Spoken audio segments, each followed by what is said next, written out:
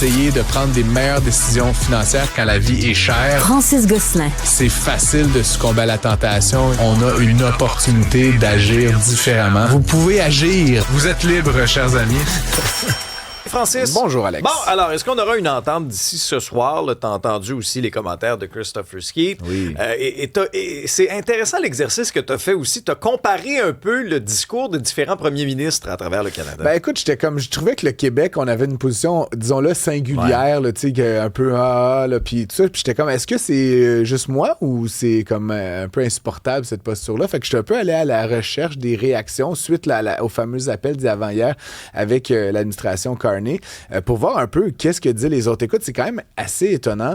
Puis je t'avouerais que les trois grandes provinces, là, on va se le dire, tout ça, là, c'est la Colombie-Britannique, l'Ontario et le Québec. Ouais. Le Québec fait un peu cavalier seul. La Colombie-Britannique a émis un communiqué relativement laconique où il réitère Team Canada. T'sais, on va se plier à la décision, puis ultimement, ensemble, nous sommes plus grands, etc.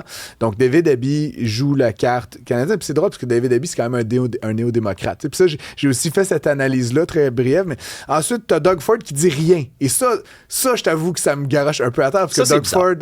C'est pas dans son habitude. Peut-être qu'il est malade, peut-être qu'il a une extinction de voix lui aussi, mais c'est quand même bizarre, le Capitaine Canada, le Crown Royal, la casquette, le Canada is not for sale, soudainement, il ne dit rien, mais encore une fois, je réitère que dans une posture de négociation comme celle dans laquelle on est actuellement au Canada, c'est possiblement la meilleure stratégie, ne rien dire, parce que à l'inverse de ces deux-là qui jouent un peu plus aux adultes, t'as Christine Fréchette, Christopher Skeet qui évidemment communique beaucoup en ne disant somme toute pas grand-chose, mais qui se sentent obligés de commenter le vide.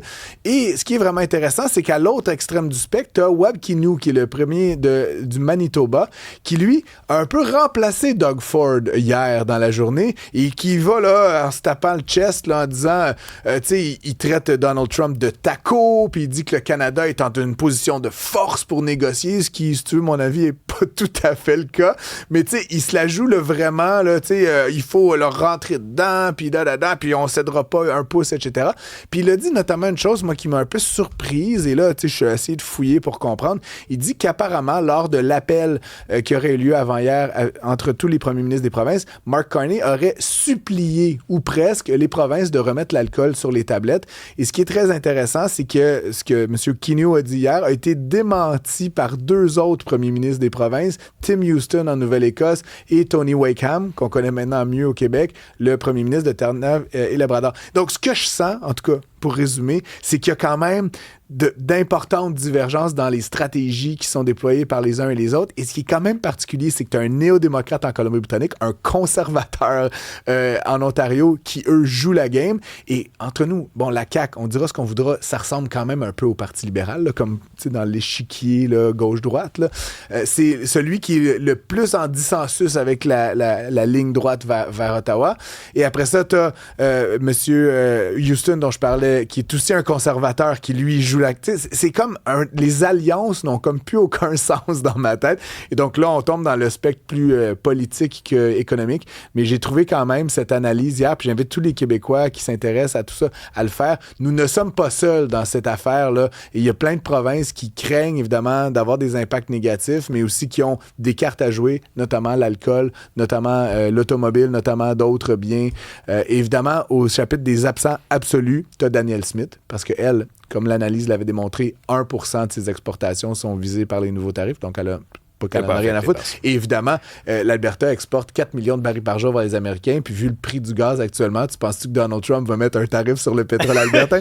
Je mettrais un petit 2 là-dessus. Mais Christopher Skeet nous a quand même fait comprendre que ça allait pas taponner. Là. Si on décide de remettre les bouteilles américaines sur les tablettes, là, on sent que ça pourrait se faire quand même assez rapidement. On verra bien. Bon, parlant de la CAQ, la CAQ se servira de l'intelligence artificielle pour équilibrer le budget. Est-ce qu'il faut s'inquiéter? Je sais pas s'il faut s'inquiéter. Tu étais avec Francilène Duranceau hier. Je sais que vous l'avez effleuré, mais là, c'est vraiment, là, on dit ça aujourd'hui, on explique. Bon, je veux pas casser du sucre sur le dos de personne. Puis, moi.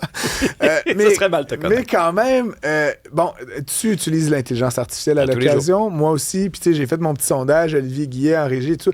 On utilise tous l'intelligence artificielle. Sens-tu que tu travailles beaucoup moins, Alexandre Dubé, depuis que c'est arrivé dans ta vie? Je peux pas dire que je suis un mauvais exemple de ça. Là. Parce que tout le monde dit ça. On va mettre de l'IA. Puis tu sais, le Parti conservateur a mis ça dans sa plateforme, là, les 47 milliards d'économies. Là-dessus, il y avait un genre de magie IA qu'on allait sauver des milliards et des milliards.